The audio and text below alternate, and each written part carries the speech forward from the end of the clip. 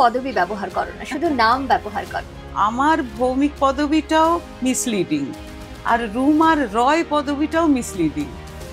তার মানে মানুষজন আমাদের পদবিটা বিচার করে আমরা ব্রাহ্মণ কিনা সেটা স্থির করতে চেষ্টা করছেন।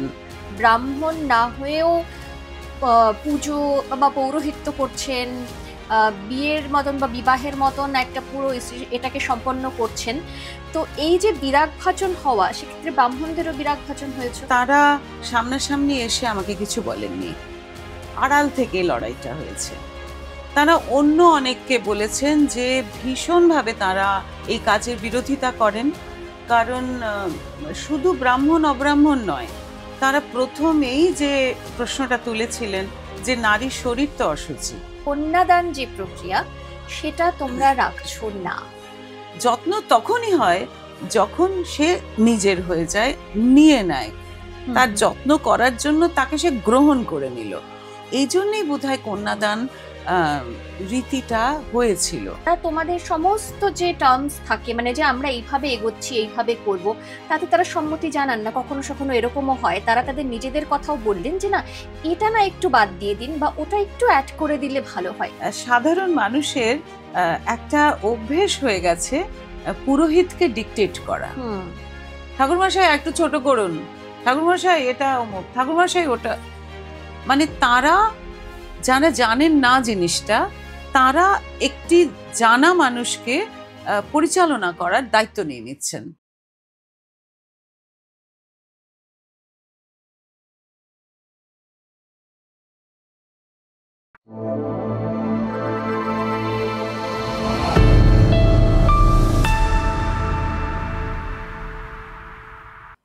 নন্দিনীদি, যখন শুভমস্তুতে তোমরা নিজেদের পরিচয় দাও, তখন তোমরা পদবি ব্যবহার করো না, শুধু নাম ব্যবহার করো। এটার পেছনে কি কাহিনী রয়েছে? ও বাবা, যখন একটু একটু পরিচিতি লাভ করছি, তখন হঠাৎ একটি কাগজে আমাদের কর্মকাণ্ডের কথা বেরিয়েছে। সেইখানে দেখা গেল যে আমাকে বলা হয়েছে নন্দিনী ভৌমিক কায়স্থ হওয়া সত্ত্বেও তিনি পৌরোহিত্য করে চলেছেন। এখন ভৌমিক যে পদবিটা, এটা কিন্তু খুব গন্ডগোলের পদবি, সবার হয়। হ্যাঁ, অনেকেরই, মানে ব্রাহ্মণেরও হতে পারে, অব্রাহ্মণেরও হতে পারে। এবার সেইটা দেখে আমার আত্মীয় স্বজনের মধ্যে একটা মারাত্মক প্রতিক্রিয়া শুরু হলো। আমি তখন ভাবলাম কি সাংঘাতিক, আমার ভৌমিক পদবিটাও মিসলিডিং, আর রুম আর রয় পদবিটাও মিসলিডিং। তার মানে মানুষজন আমাদের পদবিটা বিচার করে আমরা ব্রাহ্মণ কিনা সেটা স্থির করতে চেষ্টা করছেন। তাহলে তো তারা দিকভ্রষ্ট হয়ে যাচ্ছেন। আমাদের কাজ তো এটা নয়, আমাদের কাজ তো আমাদের প্রাচীন সাহিত্যের যে সৌন্দর্য সেইটা পৌঁছে দেওয়া, হেরিটেজটাকে পৌঁছে দেওয়া। আমি ব্রাহ্মণ কি অব্রাহ্মণ সেটা তো কখনো ভাবিনি। কিন্তু মানুষ তো ভাবছেন। চলো পদবি ছেড়ে কাজ করি। তারপরে যখন বৃহত্তর পরিবার আমাদের হলো, আমরা 20 জন হয়ে গেলাম, তখন তো ভীষণভাবে পদবি পুরো ডানা ছেঁটে মেয়েদের অনুপ্রবেশ করাতে হলো। আমাদের ওয়েবসাইটেও তুমি দেখবে শুধু আমাদের নাম উল্লিখিত আছে, এবং কেন নাম শুধু উল্লিখিত আছে সেটাও একটা ব্র্যাকেটে লেখা আছে যে আমরা কাস্টিজম পছন্দ করি না, আমরা তার বিরুদ্ধে। কোনো রকম ডিসক্রিমিনেশন আমরা পছন্দ করি না, মানুষের মধ্যে কোনো ভেদাভেদ থাকবে না। নিশ্চয়ই ভেদাভেদ কিসে থাকবে ভাই? তুমি যে কাজটা করছো সেই কাজের পেছনে তোমার সঠিক পড়াশোনা এবং সঠিক সাধনা এবং সততা, নিষ্ঠা, এই জিনিসগুলো থাকবে তোমার কাজের পেছনে। তুমি নারী কি পুরুষ, তুমি ব্রাহ্মণ কি অব্রাহ্মণ, সেইটা থাকবে না। এই যুগে সেটা একেবারে অচল। সেই জন্যই আমাদের কোনো পদবি ব্যবহার হয় না। আচ্ছা, এত বছর ধরে, 15 বছর ধরে এই কাজটা করছো, শুরু থেকে এখন অবধি পথ চলা খুবই স্বাভাবিকভাবে খুব একটা সহজ ছিল না। অনেকের বিরাগ ভাজন হয়েছে, এবং যারা এই যে এটা নিয়ে খুব সোচ্চার হয়েছেন যে ব্রাহ্মণ না হয়েও পুজো বা পৌরোহিত্য করছেন, বিয়ের মতন বা বিবাহের মতন একটা পুরো এটাকে সম্পন্ন করছেন। তো এই যে বিরাগ ভাজন হওয়া, সেক্ষেত্রে ব্রাহ্মণদেরও বিরাগ ভাজন হয়েছে, বিভিন্ন যারা পৌরোহিত্য করতেন, তো তাদেরকে সে অবশ্যই, সময় কিভাবে জবাবটা দিয়েছো? অবশ্যই। সব থেকে সুবিধে এটাই যে তারা সামনাসামনি এসে আমাকে কিছু বলেননি, আড়াল থেকে লড়াইটা হয়েছে। তারা অন্য অনেককে বলেছেন যে ভীষণভাবে তারা এই কাজের বিরোধিতা করেন। কারণ শুধু ব্রাহ্মণ অব্রাহ্মণ নয়, তারা প্রথমেই যে প্রশ্নটা তুলেছিলেন যে নারীর শরীর তো অশুচি, ওরা কোন দুঃসাহস নিয়ে এই ধরনের পুজোর কাজ করছেন। আহ, তাতে কি তারা বলেছিলেন তাতে সমাজের চূড়ান্ত অমঙ্গল হচ্ছে, পাপ জমছে সমাজে আমরা মেয়েরা পৌরোহিত্য করলে। প্রথম কথা, আমাদের জাতের ঠিক নেই, আমাদের আহ, লিঙ্গ বৈষম্যের মানছি না আমরা লিঙ্গ বৈষম্য, আর তার মধ্যে নারী শরীর তো অশুচি। তো এই তিনটে বিরুদ্ধ স্রোতে উজান ঠেলে ঠেলে তো আমাদের এগোনো। একটাই মূল মন্ত্র জানো, তুমি যদি সততার সাথে বিশ্বাস করো যে তুমি যেটা করছো তার মধ্যে কোনো অন্যায় নেই, এবং প্রাচীন সাহিত্য ঘেঁটে আহ, তার জন্য তুমি যদি তোমার ফেভারে সমস্ত আহ, তথ্য সংগ্রহ করতে পারো, তাহলে একটা খুব জোর আসে মনের মধ্যে। বিবেকানন্দও বলেছেন যে ওমা, মেয়েরা বেদ পড়বে না কেন? মেয়েদের তো বেদ পড়তে কোনো আপত্তি নেই। যেখানে দেবী দুর্গাকে এইভাবে আরাধনা করে নামানো হচ্ছে অসুর দলনের জন্য শ্রী শ্রী চণ্ডীতে, সেখানে একটি মেয়ে যদি সেই চণ্ডী পাঠ করে তাহলে সমাজে অকল্যাণ হবে। মানে এর থেকে হাস্যকর যুক্তি তো আর কিছু হতে পারে না। সুতরাং ওই যে বললাম মূল মন্ত্র, তুমি যদি নিজের বিশ্বাস নিয়ে, নিজের কর্মদক্ষতা নিয়ে, সততা নিয়ে এগোতে পারো, তাহলে কোনো বাধাই তোমার কাছে বাধা হয়ে আসবে না। তুমি সব অতিক্রম করতে পারবে, রেগে যাবে না, শান্ত হয়ে প্রতিরোধ করবে। কারণ তোমার মধ্যে তো সাধনাটা আছে, সেটা যে কাজেই হোক না কেন, সাধনা তো আছে। আজকে যিনি খুব ভালো রান্না করেন, তিনি স্বাভাবিকভাবে যুগের সাথে তার রান্নার রেসিপি পরিবর্তন করছেন। এবার কোনো প্রাচীনপন্থী যদি তাকে বলেন, সে কি কথা, এটাতে তো 5 ফোড়ন ছাড়া ফোড়ন হয় না, কিন্তু তিনি এখন সেখানে সাউথ ইন্ডিয়ান ফোড়ন দিয়ে ওই রান্নাটাই অন্যরকম স্বাদে করার চেষ্টা করছেন। ঠিক, ব্যাপারটা এইখানে। একদম। তিনি যদি জানেন যে আমার জানাটার মধ্যে কোনো ভুল নেই, আমি সর্ষে কারি পাতা ফোড়ন দিয়েই এই রান্নাটা রাঁধবো এবং দেখো তোমরা কত ভালো লাগে, তাহলে সেখানে কোনো অন্যায় নেই। সহজভাবে বোঝালাম। একদম তাই। আচ্ছা, এই যে ধরো যে রীতিনীতির কথা আমি শুরু থেকেই বলে আসছি, এতদিন ধরে ছিল বা এখনো কিছু কিছু জায়গায় আছে, সেই রীতিনীতি মেনে নয়, তার থেকে বাইরে গিয়ে সংস্কৃত শ্লোক সঙ্গে গান, সেটা নিয়ে একটা বাঁধন করে সুন্দর একটা পরিবেশনা, এবং তার মধ্যে যেটা সব থেকে গুরুত্বপূর্ণ শুভমস্তুর ক্ষেত্রে যে কন্যাদান যে প্রক্রিয়া, সেটা তোমরা রাখছো না। এটার পেছনের গল্পটা একটু বলো। আসলে কন্যাদানের যে মন্ত্রটি আছে ভাই, মন্ত্রটিতে আম, বলা আছে যে এই যে খুব সাজিয়ে গুজিয়ে খুব সুন্দর একটা শাড়ি পরিয়ে এবং গা ভর্তি করে গয়না দিয়ে, তার সাথে কিছু দান সামগ্রী দিয়ে আহ, এই কন্যাকে আহ, দান করে দিলাম। এবং তার প্রক্রিয়াটা কি করে হচ্ছে না, বরের হাঁটু ধরে মেয়ের বাবা, কিন্তু আসলে পা ধরে বলা, জামাইয়ের পা ধরে শ্বশুর মশাই বলছেন যে এই আমার এই কন্যাটিকে এই সমস্ত জিনিসের সাথে কামনার সঙ্গে দান করলাম। ভেতরে কামনা কথাটাও আছে।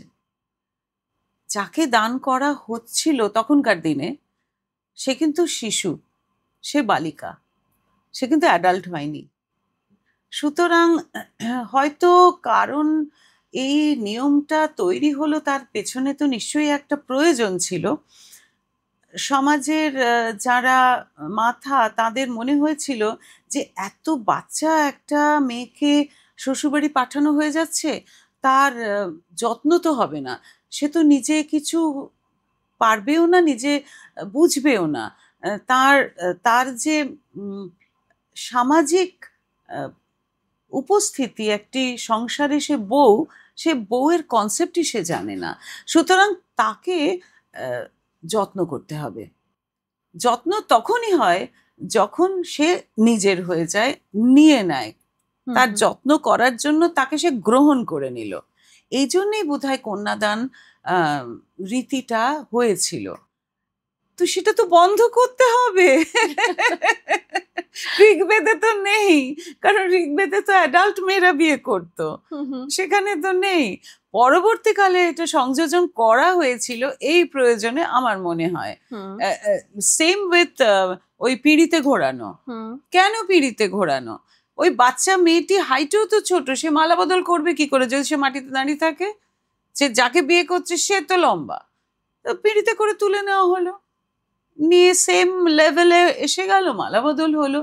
আমার মানে ভেবেছি যে এগুলোই প্রয়োজন ছিল বোধহয়, কারণ এই সমস্ত রীতিনীতি আচার পালনের। তো ওয়াই নাও? এখন তো কোনো প্রশ্নই হয় না কিসের জন্য। ছেলে মেয়ে নিজেরা যথেষ্ট পড়াশোনা জানে, তারা উপার্জন করে, তারা পরস্পরের পরিবারকে ভালোবাসবে, পরিবারের দায়িত্ব নেবে, এটাই স্বাভাবিক। যার জন্য শুভমস্তু বিয়ের অনুষ্ঠানের একদম শেষে বাবা মাকে মঞ্চে ডেকে আনেন, তাদের হাতে ফুল দিয়ে আশীর্বাদ মন্ত্র বলানো হয়, তারা ছেলে মেয়েকে আশীর্বাদ করেন। ওটাও একটা প্রথা ভেঙেছি, মায়েরা নাকি বিয়ে দেখবে না। ঠিক। আরে কেন ছিল? কেন সে তো লেখাপড়া জানে না। তাকে বলে রাখা হতো যে তুমি কিচ্ছু বোঝো না, তুমি ঘরের ভেতরে থাকো, তোমার নজর লেগে যেতে পারে। এবং একটা ওই অমঙ্গলের আশঙ্কা যদি তোমার মাথার মধ্যে ঢুকিয়ে দেওয়া যায়, তুমি কিন্তু সেটাকে মর্যাদা দেবে। আমাদের সমাজে সবসময় একটা অমঙ্গলের আশঙ্কা ঢুকিয়ে দেওয়া হয়েছিল। মেয়েরা নারায়ণ স্নান কি দূরের কথা, নারায়ণ স্পর্শ করতে পারবে না, ওং বলতে পারবে না, অমঙ্গল হবে। অমঙ্গল হয় না ভাই, বিশ্বাস করো, 15 বছর ধরে নারায়ণ স্নান করাচ্ছি, কিচ্ছু অমঙ্গল হয়নি, ভালো হয় তাতে। এম্পাওয়ারমেন্ট অফ উইমেন, শুধু empowerment not in the field of society, in the field of divinity and spirituality. That is very much required. মেয়েরাও জানবে যে যে কোনো আধ্যাত্মিকতার মধ্যে তার ক্ষমতায়ন আছে, দরকার, সেটার প্রকাশ প্রয়োজন। একদম তাই। এখন তো ধরো সময় অনেকটা পরিবর্তন হয়েছে।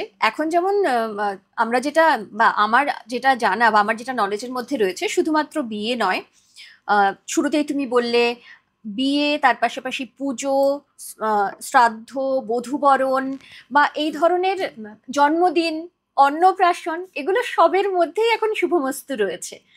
তো এই সবগুলোর ক্ষেত্রেই তো তোমাদের আলাদা আলাদা প্রিপারেশন নিতে হয়, কারণ এক একটা অনুষ্ঠানের এক এক রকম মন্ত্র, তার এক এক রকম বাঁধন, এক এক রকম গান দিয়ে সাজাচ্ছ। তো এই পুরো রিসার্চটা কি তোমাদের টিমের প্রত্যেকে মিলে করছো? অবশ্যই, মানে শুভমস্তুর মেয়েদের আমি যা খাটাই, সুতরাং প্রত্যেকটা অনুষ্ঠানে তুমি একদম ঠিক কথা বলেছো, একটা ভিন্ন স্পিরিট আছে, একটা ভাবধারা আলাদা। সেখানে প্রেজেন্টেশন, তুমি কোন লেভেলে কথা বলবে, কতটা জোরে কথা বলবে, কতটা আস্তে কথা বলবে, কতটা নমনীয়ভাবে কথা বলবে, কতটা তীক্ষ্ণভাবে কথা বলবে, সেগুলো অনুষ্ঠানের স্পিরিটের উপর নির্ভর করে।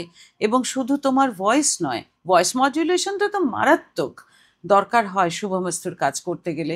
এটার জন্য নিরন্তর আমাদের রিহার্সালস থাকে, এবং রিহার্সাল ছাড়া আমার মেয়েরা নামবেই না। হ্যাঁ, আর শুধু তাই না গো, এর সাথে সাথে আমাদের পোশাক নির্বাচন হয়।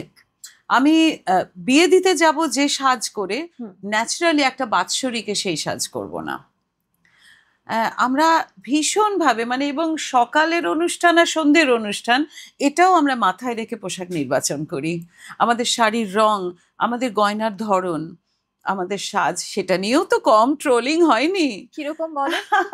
আমাদের মনে হয়েছিল যে পুরোহিত মানেই আম, উম, একটু মলিন বসন, আহ, এবং যেহেতু পুরুষ তারা বেশিরভাগ সময় খালি গায়ে একটা নামাবলী নিয়ে বসে যাচ্ছেন।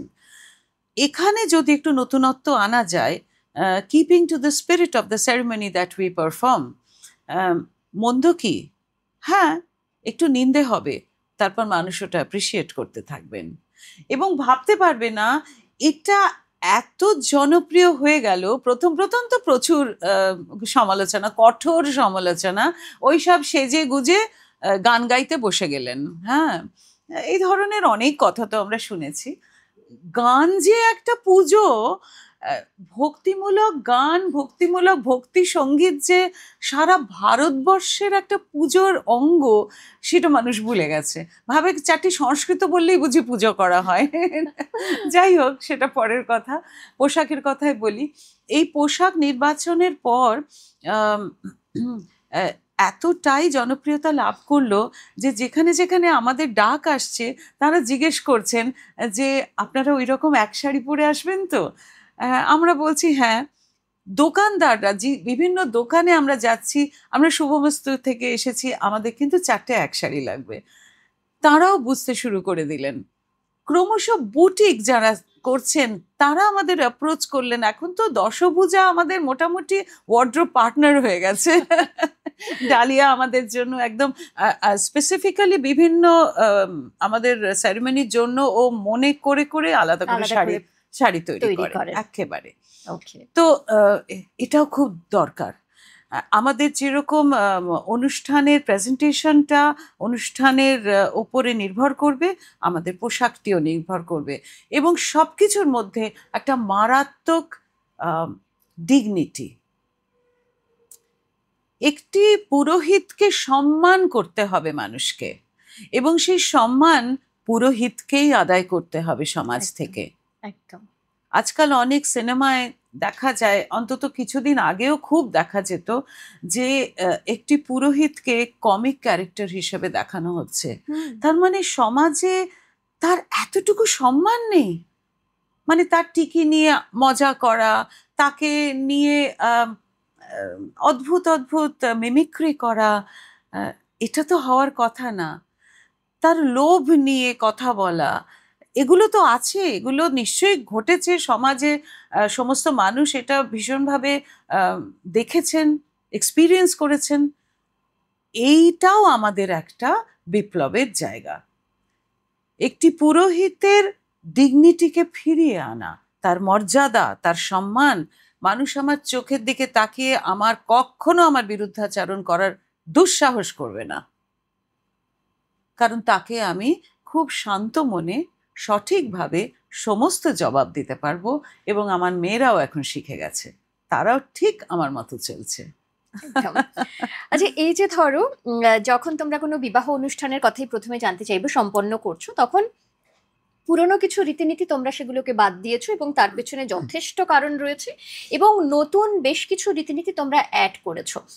যখন শুভমস্তুর কাছে কোনো পরিবার আসছেন যে তার মেয়ের বা ছেলের বা আত্মীয়ের কারো বিয়ের অনুষ্ঠান শুভমস্তু করবে সেই কথা বলতে, তখন কি তারা তোমাদের সমস্ত যে টার্মস থাকে, মানে যে আমরা এইভাবে এগোচ্ছি এইভাবে করব, তাতে তারা সম্মতি জানান না? কখনো কখনো এরকমও হয় তারা তাদের নিজেদের কথাও বললেন যে না, এটা না একটু বাদ দিয়ে দিন বা ওটা একটু অ্যাড করে দিলে ভালো হয়, এরকম কি অভিজ্ঞতা কখনো হয়েছে? হ্যাঁ, সবসময় এই অভিজ্ঞতা হয়। আচ্ছা। হ্যাঁ, আগে তো আরো বেশি হতো, কারণ সাধারণ মানুষের একটা অভ্যেস হয়ে গেছে পুরোহিতকে ডিকটেট করা। ঠাকুরমশাই একটু ছোট করুন, ঠাকুরমশাই এটা অমুক, ঠাকুরমশাই ওটা। মানে তারা যারা জানেন না জিনিসটা, তারা একটি জানা মানুষকে পরিচালনা করার দায়িত্ব নিয়ে নিচ্ছেন। এটা তো হয় না, আগে জানতে হবে। সুতরাং বিভিন্ন ক্লায়েন্ট যাদের জন্যে, যজমানদের জন্য আমরা কাজ করছি, তারা অনেক সময় আমাদের বলতে চেষ্টা করেছেন যে আমাদের কিন্তু এইটা আছে, এইটা নেই। যতদূর সম্ভব কম্প্রোমাইজ করা, আমাদের কোনো সমস্যা নেই। যেমন আমাদের যেহেতু আমাদের ইংলিশটা খুব বেশি ব্যবহার হয় বিয়ের ক্ষেত্রে, মানে ইংলিশেও আমরা বোঝাতে পারি খুব সুন্দর করে, সেই জন্য সারা ভারতবর্ষ ব্যাপী সমস্ত রাজ্যের মানুষ আমাদের সার্ভিসটা নিতে চান। ধরো বাঙালির সাথে মহারাষ্ট্রিয়ানের বিয়ে হচ্ছে, বাঙালির সাথে ইউপির কারোর বিয়ে হচ্ছে, বাঙালির সাথে সাউথ ইন্ডিয়ানের কারোর বিয়ে হচ্ছে, তখন তারা তাদের যে সুন্দর সুন্দর রিচুয়ালগুলো, তারা সেগুলো অত্যন্ত বিনয়ের সঙ্গে আমাদের জানান। যেমন মহারাষ্ট্রে ভারী সুন্দর, যারা সিনিয়র তারা একটা সময় সিঁদুর পরানোর ঠিক আগে, মঙ্গলসূত্রের আগে, তারা বৌমার প্রত্যেকটি পায়ের আঙুলে আংটি পরিয়ে দেন। এটা ওদের একটা রিচুয়াল, সেটা আমাদের ভীষণ ভালো লাগে, তো আমরা সেটা অ্যাকোমোডেট করি। কিন্তু কেউ যদি বলেন, যেমন বাঙালি বিয়েতে আমরা অভ্যস্ত যে কন্যা সম্প্রদানের আগে পর্যন্ত কন্যা পক্ষের পুরোহিত এবং তারপরে পাত্র পক্ষের পুরোহিত, এইভাবেই বিয়েটা হয়, সেসব জায়গায় আমরা কখনো কম্প্রোমাইজ করি না। তো বছর 5-6 ধরে লক্ষ্য করছি যে আমরা যে ফ্লোতে আমরা যাই, সেই ফ্লোটা ব্রেক করে দিলে মজাটাই চলে গেল, এবং সেটা মানুষ এখন বুঝতে পারছেন। তখন তারা বলেন যে আমাদের নিজস্ব যদি কিছু করণীয় থাকে, হয় আগে করে নেব, নয় পরে করে নেব, আপনাদের ডিস্টার্ব করব না। আপনাদের এইটা একটা এত ডিভাইন পারফরমেন্স হয়, আমাদের চোখে জল আসে, আমরা ওটাকে ছেদ করতে চাই না। একদম তাই। আচ্ছা, নানান ধরনের অভিজ্ঞতা তো হয়েছে কাজ করতে গিয়ে, 15 বছর ধরে কাজ মানে অসংখ্য অভিজ্ঞতা। এমন কোনো অভিজ্ঞতা যেটা সত্যি ভোলার নয়, যখনই তুমি শুভমস্তুর যে কোনো অনুষ্ঠান করতে যাও তখনই একবার করে না হলেও কথাটা মনে হয় যেটা হয়েছিল, সেরকম কিছু? এ কি, আপনি তো সব ভুলভাল করছেন। এটা কিন্তু বছর 6-7 আগে, তখন আমার ভালো মতো নাম হয়ে গেছে, পরিচিতি। আচ্ছা, হ্যাঁ, পাত্রপক্ষের ওদের পরিবারের একটি মহিলা সিনিয়র, তিনি হঠাৎ চেঁচিয়ে উঠলেন। কোন সময়? সেই সময় আগুনে খই দেওয়া হচ্ছে। আমি স্টপ করে দিলাম। হ্যাঁ, বলুন কি হয়েছে? আমাদের পয়সায় খই কিনতে হবে, আপনি ওদের পয়সার খইটা তো দিয়ে দিলেন, তাতে তো অমঙ্গল হয়ে গেল, আপনি তো কিচ্ছু জানেন না। তখন ঝগড়া করতে নেই, কারণ উনি একটা অনেক পুরনো ভাবধারা, তার সংস্কার, পারিবারিক বিশ্বাস, সেইটা বহন করে আসছেন। ওনার মুখ দিয়ে সমাজ আমাকে এই কথা শোনাচ্ছে। সেখানে কখনো রূঢ়ভাবে কিচ্ছু করতে নেই। ইনস্ট্যান্ট রিয়াকশন আমার হলো, আপনার আনা খইটা দিন, আবার মন্ত্র হবে। উনি দিলেন এবং অত্যন্ত খুশি হলেন যে উনি নন্দিনীদিকে দুটো কথা শুনিয়ে দিতে পেরেছেন। নন্দিনীদি যে অনেক কিছু ভুল করেন সেটা উনি সবার সামনে দেখিয়ে দিতে পেরেছেন। ওনার অসম্ভব একটা তৃপ্তি হয়েছিল, ওনার চোখে মুখে, সেটা আমার মেয়েরা দেখতে পেয়েছে। সব হয়ে গেল। তারপরে বর এবং বউ যখন উঠে এলো, ওদের সাথে দুটি সুন্দর কথা হচ্ছে, ওদের মুগ্ধতার কথা ওরা প্রকাশ করছে, তখন বর এসে আমার কাছে ক্ষমা চাইলো। ওর পরিবারের পক্ষ থেকে এই ধরনের একটা কথা এরকম জনসমক্ষে চিৎকার করে বলা হয়েছে বলে বললো, আসলে কি জানেন তো, এদের তো আমরা, এরা আমাদের পরিবারের সিনিয়র মানুষ, এদের তো আমরা অপমান করতে পারবো না। আলম কখনো করবে না, ওরা একটা বিশ্বাসের থেকে এটা বলছেন। সেইটাকে মর্যাদা দেওয়ারও একটা শিক্ষা ভারতের সমাজে আছে। ভারতবর্ষ সবসময় সিনিয়রদের খুব মর্যাদা করেন। তো সেই জন্যে আমার কোনো অসুবিধা হয়নি তো, কারণ যাদের বিয়ে দিচ্ছি তারা আমার এই কাজটাই চাইছে। সেখানে তারা কখনো দেখবে না যে খইটা কার টাকায় কেনা হলো। কিন্তু হ্যাঁ, আমাদের আগে তো এটাই হতো। যে পাত্রপক্ষের পরিবার কিন্তু সবসময় ওই হোমের সমস্ত জিনিসগুলো কিনতেন। আমার শাশুড়ি মা আমাকে বিয়ের পরে বলেছিলেন যে কখনো তোমার মায়ের বা তোমার বাবার পয়সায় সিঁদুর কিনে পরবে না, আমাদের পয়সায় সিঁদুর কিনে পরবে।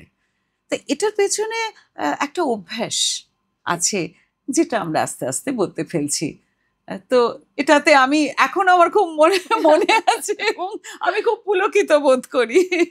এই একদম। ধরনের স্মৃতি থাকে, খুব সুন্দর সুন্দর স্মৃতিও আছে জানো। যেরকম বলো একটা। বৃদ্ধ পুরোহিত একজন হুম। আম, যজমান বলেছিলেন, মেয়ের বাবা, যে আমাদের কুলো পুরোহিত বয়স হয়েছে, আম, উনি কিছু করবেন না, আপনারাই পৌরোহিত্য করবেন, উনি একটু থাকতে চাইছেন। আমরা বললাম নিশ্চয়ই, কিন্তু আমরা খুব সচেতন হয়ে গেলাম, স্বাভাবিক। উনি এত বছর ধরে একটা পথ হেঁটে এসেছেন, আমরা তো সেই পথ থেকে অনেকটাই অন্যদিকে যাব, উনি হয়তো ওনার খুব কষ্ট হবে, এটা হতেই পারে, হুম। ওনার বিশ্বাস। হুম।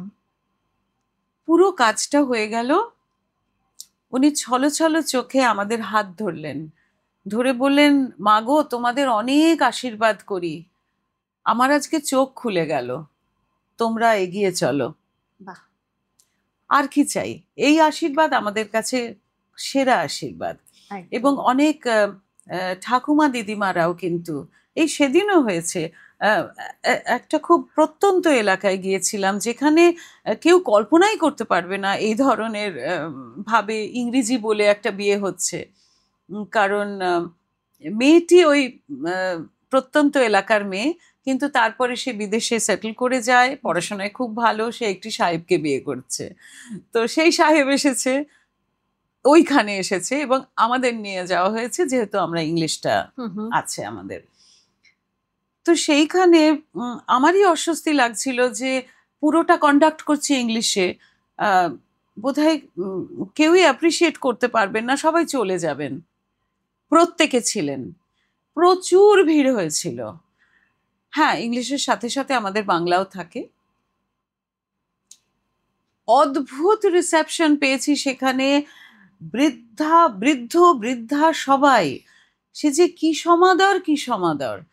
তার মানে প্রমাণ হলো যে আমরা পৌঁছতে পারছি, মানুষ কিন্তু বুঝতে চাইছেন, বুঝতে পারছেন, তৃপ্তি লাভ করছেন। সবার অধিকার আছে ডিভিনিটিতে, বিশেষ করে মেয়েদের। একদম। আচ্ছা, এই যে ধরো এত সুন্দর করে তুমি কিছুক্ষণ আগে একটি সংস্কৃত শ্লোক তুমি পাঠ করলে এবং তার অর্থ সুন্দর করে বুঝিয়ে দিলে, আরো এরকম একটি শ্লোক যদি তুমি শোনাও আর কি আমাদের। সংস্কৃত বলছো তো? হ্যাঁ। বেশ, তারপরে তোমার একটা ইয়েও শুনবো। একটু বাংলা কবিতা বলতে আমি খুব ভালোবাসি। বাংলা কবিতাই শুনবো, সেটাই বলছিলাম। যেখানে কেউ আমাকে বলার জন্য নিয়ে যায়, আমি আগে বলি, এই আমি কিন্তু একটা বাংলা বাংলা কবিতা বলবো। কবিতা। হ্যাঁ, আমার খুব ভালো লাগে। এটার বাংলা বোধহয় তোমাকে বলতে হবে না। ভবান্যষ্টকম স্তোত্রম, আমাদের মা ভবানীর উদ্দেশ্যে, বোঝা যাবে, খুব সহজ সংস্কৃত। न तातो न माता न बन्धुर्न भ्राता न पुत्रो न पुत्री न भृत्योर्न भर्ता न जाया न विद्या वृत्तिर्ममैव गतिस्त्वं त्वमेका भवानी। भवाब्धावपारे महादुःखभीरु प्रपन्न प्रकामी प्रलोभी प्रमत्त कुसंसारपाश प्रबद्धं सदाहं गतिस्त्वं त्वमेका भवानी। न जानामि दानं न च ध्यानयोगं न जानामि तन्त्रं न च स्तोत्रमन्त्रं न जानामि पूजां न च न्यासयोगं गतिस्त्वं त्वमेका भवानी। गतिस्त्वं त्वमेका भवानी। যদি সত্যি পুজো করতে চাও, তাহলে কোনো উপকরণ লাগবে না, কোনো পৃথক ভাষারও প্রয়োজন হবে না। তুমি তোমার ভাষায়, তোমার হৃদয় থেকে, অন্তর থেকে তাকে তোমার আকুতি জানাও। তিনি যে তোমার পরম গতি, তিনি রক্ষা করবেন, তিনি সিগন্যাল দেবেন, তুমি নিজেই বুঝবে। শুভমস্তু সিগন্যাল পায়। আমরা যা যা ভাবিনি তাই তাই করে চলেছি। বাহ।